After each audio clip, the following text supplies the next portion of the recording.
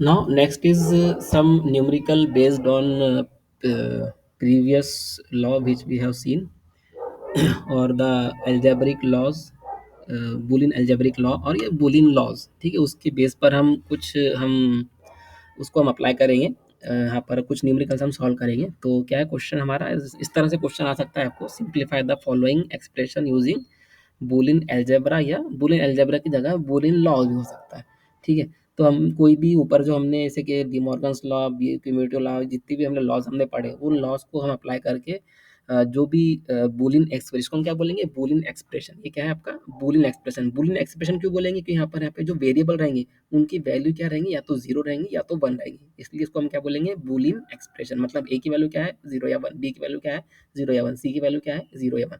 ठीक है, इसलिए इसको हम क्या बोलते हैं, बूलियन एक्सप्रेशन। मतलब इसका जो भी आउटपुट रहेगा, मतलब एफ की वैल्यू क्या रहेंगी लास्ट में, जो मतलब कितना भी सिंप्लीफाई करो, ए में अगर हम कोई ए और ए बी सी में कोई वैल्यू डालेंगे तो हमको एफ की वैल्यू क्या मिलेंगी, जीरो या वन। इसलिए इसको हम क्या बोलते हैं, बूलियन एक्सप्रेशन।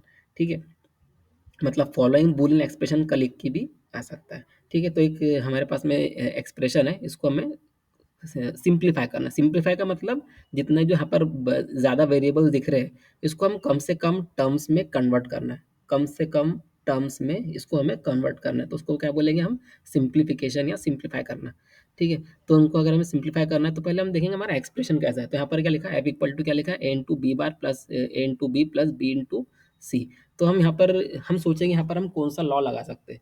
ठीक है, तो जैसे कि यहाँ पर हम देख सकते हैं, यहाँ पर ए ए बी बार के साथ में भी ए है और बी के साथ में भी ए है, तो यहाँ पर ए कॉमन है, तो यहाँ पर हम डिस्ट्रीब्यूटिव लॉ, ठीक है, ये जो डिस्ट्रीब्यूटिव लॉ इसको हम यहाँ पे अप्लाई कर सकते हैं। तो हम क्या करेंगे, ए को यहाँ पर बाहर कॉमन ले लेंगे, तो यहाँ पर क्या हो जाएगा, बी बार प्लस बी और प्लस बी सी, ये जैसा का वैसा रहेगा। ठीक है, और बी बार प्लस बी क्या होता है, वन होता है। ये हमारा एंड लॉ है। ठीक है, एंड लॉ में क्या था, a plus A bar equal to one, मतलब ए की जगह बी भी रह सकता है, सी भी रख सकता है, एक्स वाई जेड कुछ भी रह सकता है। ठीक है, तो ये क्या हो जाएगा, B B bar plus B क्या हो जाएगा, वन। ठीक है, तो ये हो जाएगा ए इंटू वन, और ये बी इंटू सी हो गया। ठीक है, ए इंटू वन मतलब एंडिंग कुछ भी होता है, मतलब जो सेम रहेगा, मतलब वन से किसको मल्टीप्लाई कर आपको सेम वेरिएबल मिलेगा, तो ए इंटू वन क्या हो गया आपका ए, और ये बी इंटू सी। तो इससे ज़्यादा इसको हम शॉर्ट नहीं कर सकते। तो ये हो गई इस बुलियन एक्सप्रेशन की सिंप्लीफाइड फॉर्म। तो ये आपका हो गया सॉल्यूशन, मतलब एफ की वैल्यू क्या हो जाएंगी, ए प्लस बी इंटू सी। नाउ नेक्स्ट, मतलब इसको भी हमें सिंप्लीफाई करना है यूजिंग बूलियन अलजेब्रा। तो यहाँ पर क्या एक्सप्रेशन है, ए बार B into C bar plus ए इंटू बी इंटू सी बार, ए bar into B bar into C bar plus ए इंटू बी इंटू सी। इसको हमें कम से कम वेरिएबल में कन्वर्ट करना है। तो इसमें हम चेक करेंगे कि हम कौन से वेरिएबल, जैसे कि डिस्ट्रीब्यूटिव लॉ कहाँ लगा सकते हैं, एसोसिएटिव लॉ कहाँ लगा सकते हैं, क्यूमुटेटिव लॉ कहाँ लगा सकते हैं, या आपका डी मॉर्गन्स लॉ लगा सकते हैं क्या। तो ये सारी चीज़ें हम अपने दिमाग में रखेंगे, उसके बाद में हम इसको सॉल्व करने की कोशिश करेंगे। ठीक है, तो यहाँ पर जैसे कि आप देख सकते हैं, ए बार बी इंटू सी बार, ये पहला वाला एक्सप्रेशन है। और अगर आप ये थर्ड वाला एक्सप्रेशन देखेंगे, ए bar into B bar into C बार, तो यहाँ पर देखो ए बार भी है, सी बार भी है, यहाँ पर भी ए बार भी, सी बार है, बीच में यहाँ पर बी है। ठीक है, तो यहाँ पर हम क्या कर सकते हैं, ए बार और सी बार को कॉमन ले सकते हैं। ठीक है, और बी प्लस बी बार आ जाएगा ब्रैकेट के अंदर, तो ये ए बार इंटू सी बार, बी प्लस बी बार। उसी तरह से यहाँ पर ए बी इंटू सी बार है, और यहाँ पर ए बी इंटू सी है। ठीक है, तो अगेन यहाँ पर ए इंटू बी यहाँ पर कॉमन है, तो ये हो जाएगा आपका a into B into c plus c bar. उसी तरह से अब क्या है, ये variable plus complement of itself, ये क्या होता है, वन होता है। उसी तरह से यहाँ पर बी है, यहाँ पर सी है, तो ये हो जाएगा इस ब्रैकेट में इसकी वैल्यू क्या हो जाएंगी, वन हो जाएंगी, मतलब A bar into C bar into one plus A into B into one. तो इसी यहाँ पर क्या हो जाएगा, equal to A bar into C bar plus A into B. ठीक है, तो ये हो गया इसका सिंप्लीफाइड फॉर्म, मतलब इससे ज़्यादा इसको हम मिनिमाइज नहीं कर सकते। तो ये हो गया आपका सिंप्लीफाइड फॉर्म। इसी तरह से देखो यहाँ पे थर्ड वाला एक्सप्रेशन, इसको जैसे हमें सिंप्लीफाई करना है, W X Y bar Z, W bar X Y Z, W X Y Z, W bar X Y bar Z.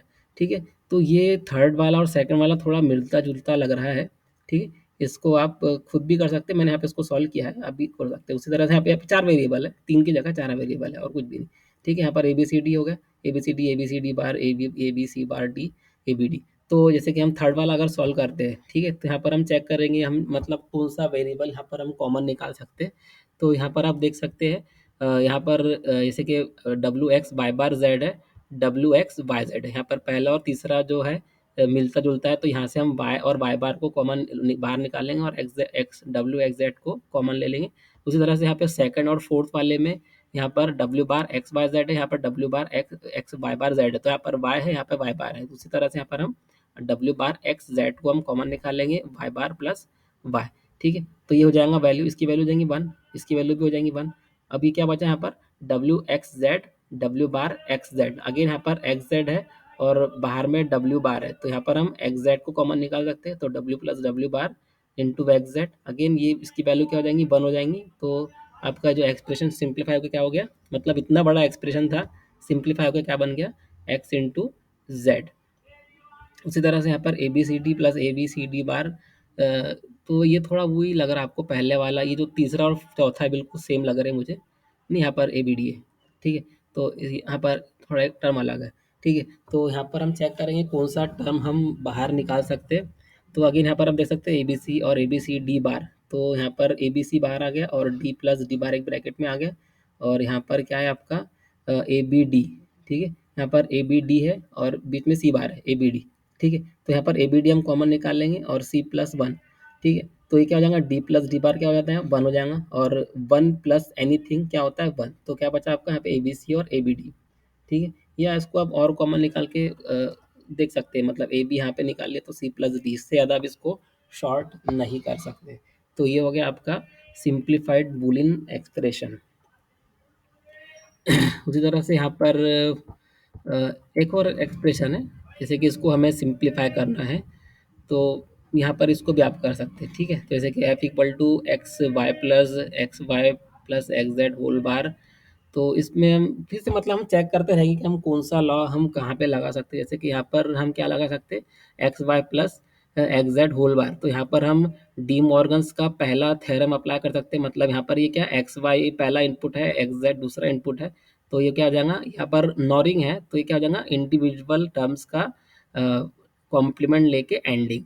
ठीक है, तो ये हो जाएगा आपका XY plus Z into XY बार डॉट XZ बार। ठीक है, अब ये क्या है आपका, आपका डी मॉर्गन्स का सेकंड लॉ है, एक्स बाय होल बार और ये XZ होल बार, ये दोनों भी सेकंड लॉ बता रहे हैं। तो ये पहले वाले पे अप्लाई करेंगे, दूसरे वाले पे अप्लाई करेंगे, तो आपको क्या मिल जाएगा एक्स बार प्लस वाई बार, यहाँ पर क्या मिल जाएगा एक्स बार प्लस जेड बार। तो यहाँ पर हम फिर से यहाँ पर डिस्ट्रीब्यूटिव लॉ यहाँ पर अप्लाई कर सकते हैं। तो डिस्ट्रीब्यूटिव लॉ अप्लाई करेंगे, एक्स बार से मल्टीप्लाई होगा, एक्स बार एक्स जेड से मल्टीप्लाई होगा, वाई बार एक्स बार से मल्टीप्लाई होगा, वाई बार जेड बार से मल्टीप्लाई होगा। तो इस तरह से ये एक्सप्रेशन थोड़ा एक्सपांड हो जाएगा। उसी तरह से फिर जेड इस सब से मल्टीप्लाई होगा। ठीक है, तो जेड एक्स बार, तो ये एक्स बार इंटू एक्स बार क्या होगा एक्स बार। ठीक है, तो जेड इंटू एक्स बार, Z into x bar into Z बार, Z into x bar into Y bar, Z into Y bar into Z बार। ठीक है, तो यहाँ पर आप देख सकते हैं जेड के साथ में जेड बार जो है एंडिंग हो रही है, तो ये हो जाएगा आपका जीरो। उसी तरह से यहाँ पर भी जेड और जेड बार की एंडिंग हो रही है, तो ये भी हो जाएगा जीरो। तो ये आपका सिंप्लीफाई को क्या बन गया x into y plus z x bar plus z x bar y bar. Again यहाँ पर आप देख सकते हैं, यहाँ पर आप जेड एक्स बार को आप कॉमन निकाल सकते हैं, जेड एक्स बार यहाँ पर भी है, यहाँ पर भी है, तो यहाँ पर हम जेड एक्स बार को कॉमन निकालेंगे तो वाई 1 प्लस वाई बार हो जाएगा। तो 1 प्लस एनीथिंग क्या होता है 1 होता है, तो यहाँ बच जाएगा सिर्फ 1। तो x into y plus z x bar, तो अगेन अभी इसको यहाँ पर डिस्ट्रीब्यूटिव लॉ अप्लाई करेंगे, तो x into y plus x into z into x bar. Again यहाँ पर एक्स और एक्स बार का एंडिंग हो रही है, तो ये अगेन ये अलग टर्म हो जाएगा जीरो, बचेगा सिर्फ F equal to X into Y. ठीक है, तो ये हो गया शॉर्टेस्ट पॉसिबल। इससे ज़्यादा शॉर्ट हम नहीं कर सकते, अगर कोई कर सकता है तो करके बताइए, लेकिन ये इससे ज़्यादा शॉर्ट इसको हम नहीं कर सकते। ठीक है, मतलब कम से कम वेरिएबल, कम से कम टर्म्स। ठीक है, कम से कम वेरिएबल मतलब यहाँ पर एक्स और वाई दो वेरिएबल है, टर्म यहाँ पर एक ही है एक्स और वाई वाला। ठीक है, तो कम से कम टर्म और कम से कम वेरिएबल में इसको आप नहीं कर सकते। ठीक है, कुछ क्वेश्चंस यहाँ पर मैंने यहाँ पे आपके प्रैक्टिस के लिए रखे हैं, इसको आप सॉल्व करने की कोशिश कीजिए, बहुत ही सिंपल है। ठीक है, तो इसको आप सॉल्व करने की कोशिश कीजिए 6 7 8। ठीक है, उसी तरह से ये तो आपको शो ही करना है, तो इसको सॉल्व करने की कोई ज़रूरत नहीं है आपको, मतलब जो लेफ्ट हैंड साइड में है वो राइट साइड में होना चाहिए। ठीक है, तो आपको शो करना है, तो आप पहले आप क्या करेंगे, left hand side equal to ये ले लेंगे। ठीक है, जिस तरह से आप मैथ्स में करते हैं, left hand side equal to A bar plus A bar into B bar plus A into B bar plus A into A bar into B. ठीक है, इसको आप सिंप्लीफाई कर देंगे तो खुद ब खुद आपको ए बार प्लस बी बार मिल जाएगा। इस तरह से इसको भी आप लेफ्ट हैंड साइड और राइट हैंड साइड को आप ले लेंगे। ठीक है, तो हेंस प्रूफ लास्ट में, ठीक है। तो ये कुछ क्वेश्चन आपको शो दैट के लिए है, ठीक है। तो इसकी भी आप प्रैक्टिस करने की कोशिश कीजिए। Thank you for listening till here. अगर आपने मेरे इस चैनल को अब तक सब्सक्राइब नहीं किया है तो सब्सक्राइब कर लीजिए, और उसमें जो बेल आइकन दिख रहा है उस पर क्लिक या टैप कीजिए ताकि मैं आपको मेरे अगले आने वाली वीडियो की नोटिफिकेशन प्राप्त हो जाए।